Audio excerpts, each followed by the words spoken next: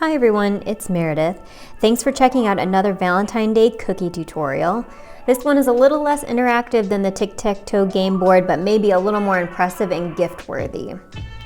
A full list of what you need is located in the description, as well as a link to the templates of the cutters if you don't have something on hand. Start by tracing 2 large hearts at least 3 inches wide with an edible food marker. Then measure a 1/2 centimeter outside of the heart, making small dots around the edge. Once you have them all around, connect the dots to make the second ring that's a little larger. This is going to be the middle piece of our box that props up the lid. Repeat the same steps with the second heart, but measure out 1.5 centimeters outside of the heart, making little dots all around, connecting the dots, and forming the heart that will be our top and bottom box pieces. And then cut out each one of the hearts.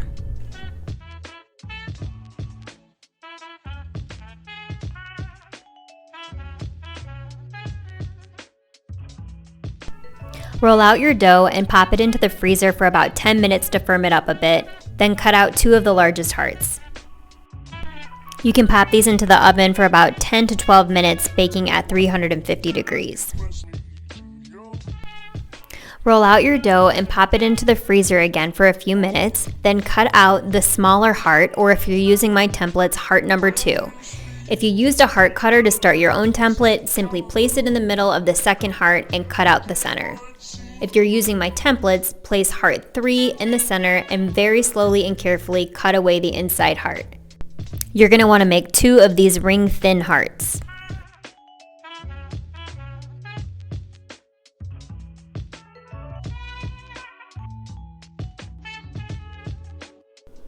As soon as your thin hearts are cut, pop them into the freezer again for about 5 minutes to stiffen them up.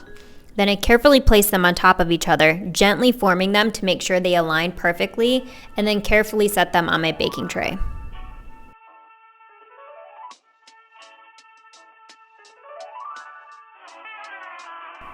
For the chocolates, I used a square and circle cutter that were both about 3/4 inches, and I cut 3 tiny squares and 5 tiny circles.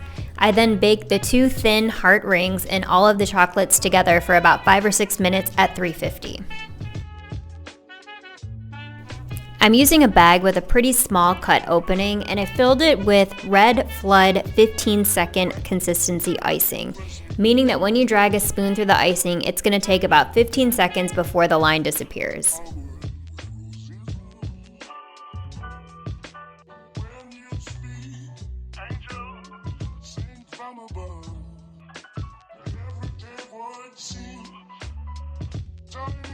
And then we're going to completely flood both of the large hearts.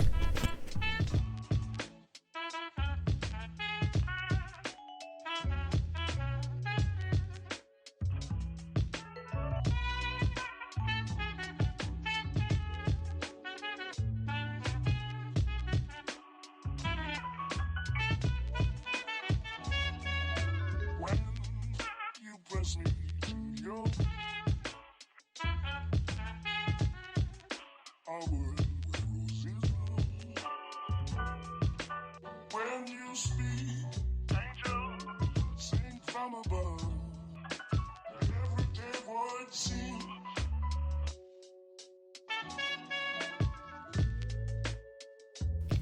Now we're going to want to glue the 2 heart rings together. So use a small amount of the red icing, add in a bit of stiff white, and make it a little bit thicker, kind of like the consistency of toothpaste. Pipe some on top of one of the rings and then press the other ring down to stack and seal them together. Set all of these pieces aside to dry, and we'll move on to decorating the chocolates. For the chocolates, I used a dark brown for the milk chocolate, brown with a tiny bit of black mixed in for the dark chocolate, and then some of that toothpaste-like icing I had from gluing the 2 rings together for a pink, I guess it's a strawberry flavor. You can really do whatever you prefer here. I made a couple of the squares half colors, and one of the circles I made it swirled, but we're going to add topping colors to these later so they can be completely solid and one color at this point. I would say make whatever chocolate flavor you like best.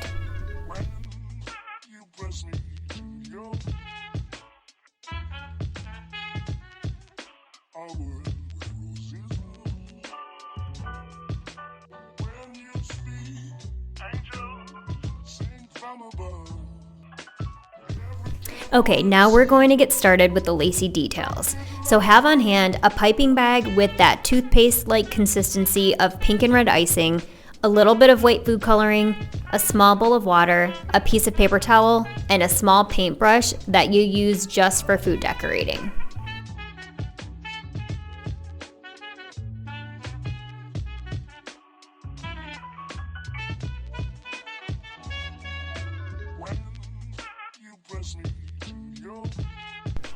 Make a U-shaped loop with the icing.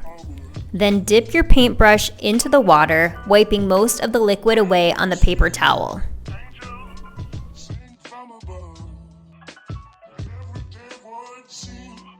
Pull a small bit of the U-shaped icing into the center a little bit at a time. Then dip your brush into the white food coloring, repeating the same step, pulling a bit of the icing into the center very slowly. This adds in some nice dimensional color.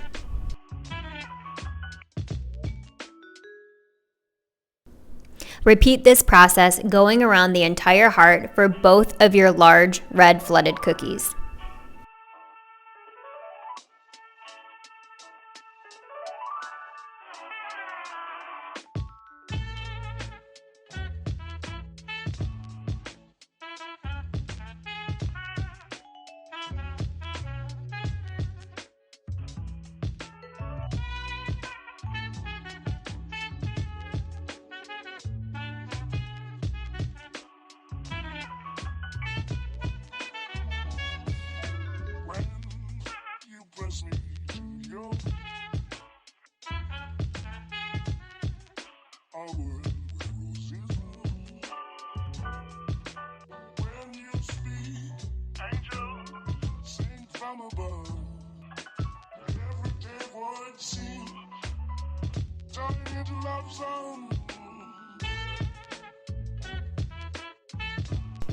Next, we're going to create a border around the lace, but only for our top cookie.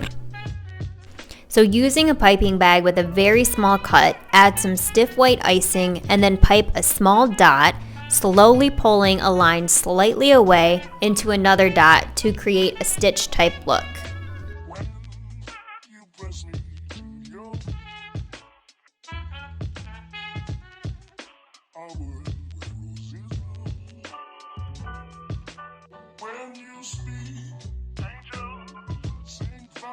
And pipe the border all around the lace.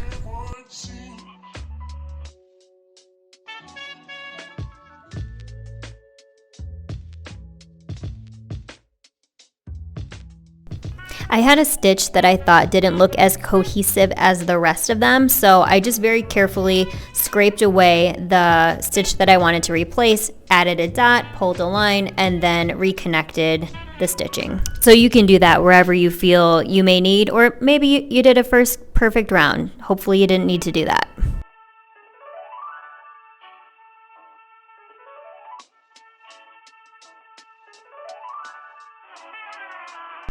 The last part of the box top, which can sometimes be the most stressful for me, is the writing. This tutorial is all about no fancy tools needed, so we are going to pipe this freehand. Practice however many times you need on your working board, but keep the lettering you like best aside so that you can use that as a visual and some confidence that you already succeeded and you only have to do it one more time. I suggest going very slowly and start with thin lettering because you can always go back and add some boldness to it. This is at real speed, so you can see I moved very slowly.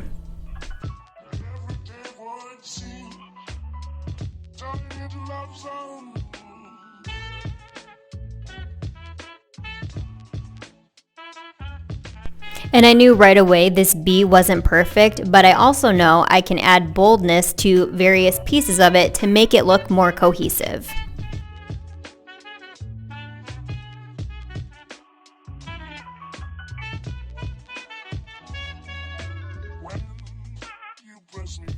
And repeat the same process with the word mine.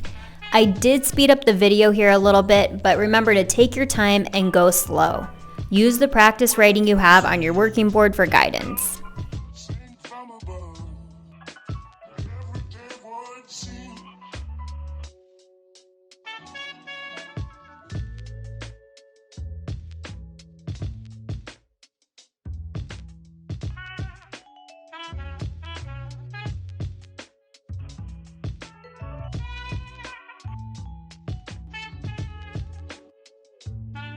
All right, the hard part is done, and now we can have some fun with little decorations. So I made a couple of hearts on the lid, kind of making a V, and then using my Scribe tool to round out the tops a little bit.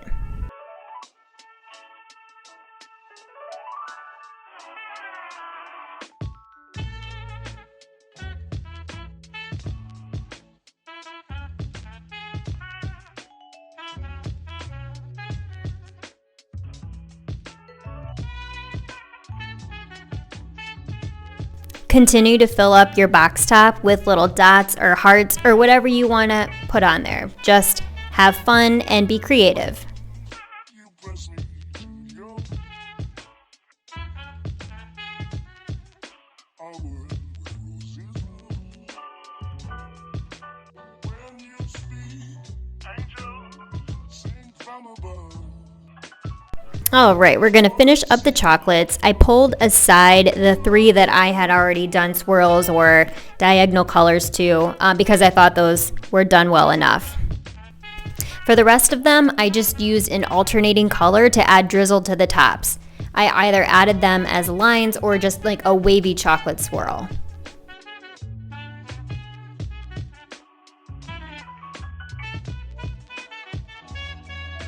When you press me to your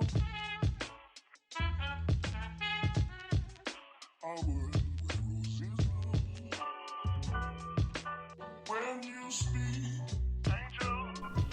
The last step for the box is to glue the ring heart risers to the bottom part of your box. So one more time, pipe some of that pink-red toothpaste-like consistency icing onto the bottom of your ring hearts and then place them right in the center of your bottom heart box, which, reminder, it's the one without your beautiful writing. Give it a little push and hold and make sure it's sticking well all around.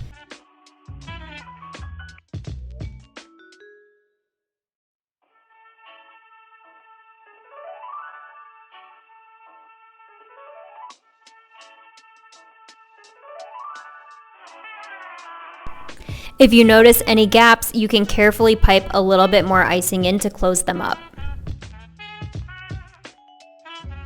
The hard part's over. Now the fun part, fit your chocolates into your box and decide which person you're gonna gift this work of art to.